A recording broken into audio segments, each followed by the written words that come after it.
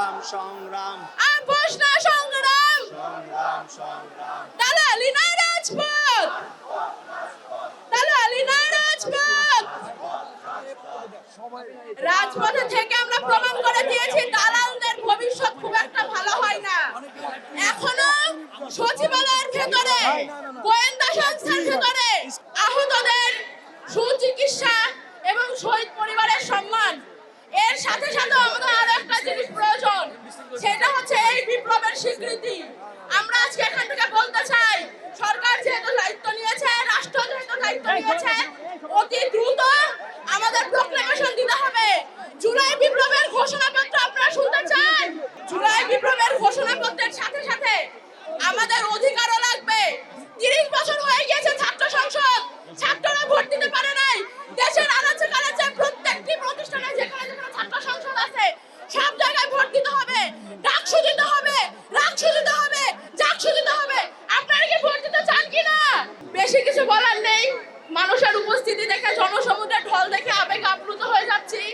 আপনারা যারা কষ্ট করে দেশের বিভিন্ন প্রান্ত থেকে এসেছেন, ধন্যবাদ জানিয়ে আপনাদের ছোট করব না। শুধু বলতে চাই, এই বিপ্লব এবং বিপ্লবের যে কৃতিত্ব, সবার আমরা সমান অংশীদার। সবাইকে ধন্যবাদ, সবাই ভালো থাকবেন। ইনকিলাব জিন্দাবাদ। এটি বাংলাদেশের ছাত্র জনতার একটি ঐতিহাসিক বিজয়।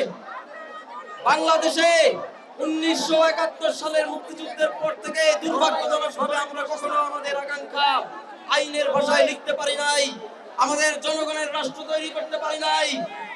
ভাই ও বোনেরা, আমাদেরকে চেতনার গল্প শোনানো হয়েছে, স্বাধীনতার মানে বোঝানো হয়েছে চেতনা, স্বাধীনতার মানে বোঝানো হয়েছে একটি সুনির্দিষ্ট পরিবারের ক্ষমতা, একটি সুনির্দিষ্ট দলের কাছে ক্ষমতা কুক্ষিগত রাখা।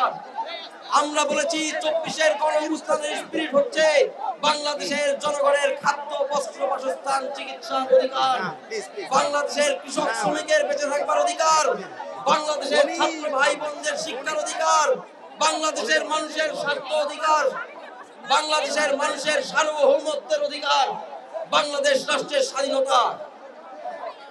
বাংলাদেশের মানুষের এই ঐতিহাসিক জন আকাঙ্ক্ষা প্রকাশিত হবে।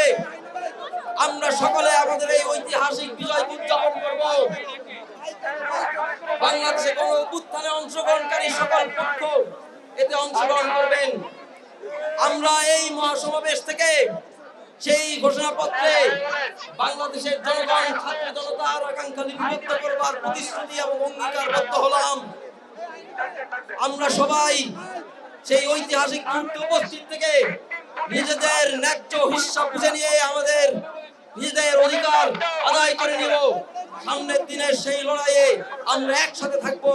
আমাদের নতুন বাংলাদেশ আমরা নির্মাণ করেই ছাড়বো, সেই আশা আকাঙ্ক্ষা ব্যক্ত করে আজকে এখানেই আমার বক্তব্য শেষ করছি। ইনকিলাব জিন্দাবাদ।